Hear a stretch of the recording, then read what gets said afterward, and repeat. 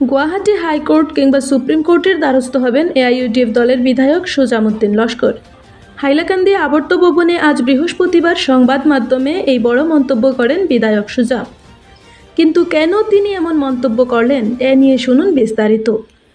হাইলাকান্দিতে পঞ্চায়েতের ডিলিমিটেশনের খসড়া অসঙ্গতিপূর্ণ থাকায় ইতিমধ্যে দাবি আপত্তি জানিয়েছেন তিনি।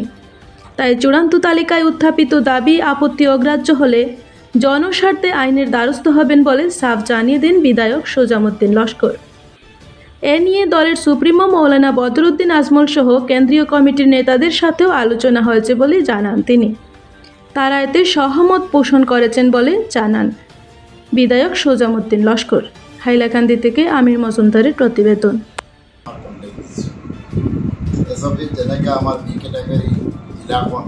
কিমান হাজাৰৰ পৰা কিমান হাজাৰ পপুলেশ্যন হ'ব সেই গাইডলাইন মতো আমি কমপ্লেইন দিছোঁ।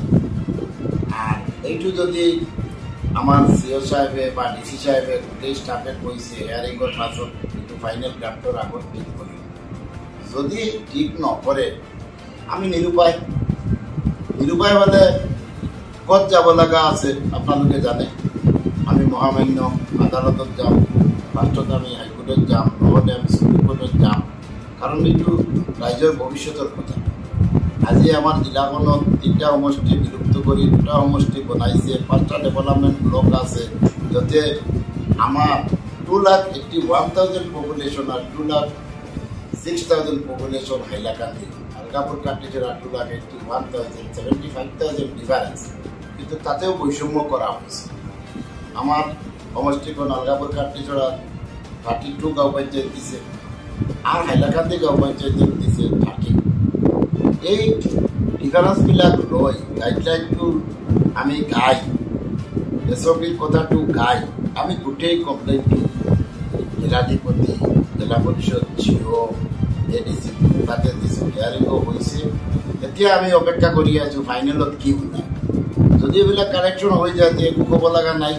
যদি নহয় যে আমি পার্সোনালি বিধায়ক হিসাবত যাম আর আমার দল এআইডিএফ দল আমার আজমল সাহেবের লগত কথা হয়েছে। সুপ্রিমো আমার দলের সভাপতি, আমার সাংগঠনিক যিমান সেন্ট্রাল কমিটির পদাধিকারী আছে গোটের লগত আমার ডিসকাশন হয়েছে।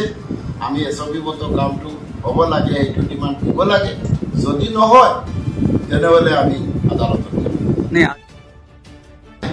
আমার সুপ্রিমোও গম পাইছে। আমার সম্পূর্ণ পার্টির যিমান পদাধিকারী হাইলাকান্দি জিলাত আছে, সেন্ট্রাল কমিটিত আছে, গোটেই প্রকাশ পাইছে যে হাইলাকান্দি এমএলএজন এইটো ডেলিমিটেশনের কামত নাই। সিটো কি কৰি আছে সি নিজে জানে। এইটো বিজেপিৰ যিটো কৰিছে, আমাৰ সৰকাৰখনে যিটো এছপি দিছে সেইমতো আমি ফাইট কৰি আছো। আৰ সিজনে এইটো সাপোৰ্ট কৰি আছে। যিটো হাইলাকান্দি যিটো পুরানা LA6 এরিয়ার মানুহবিলাক আছে এইবিলাকেও গম পাই আছে।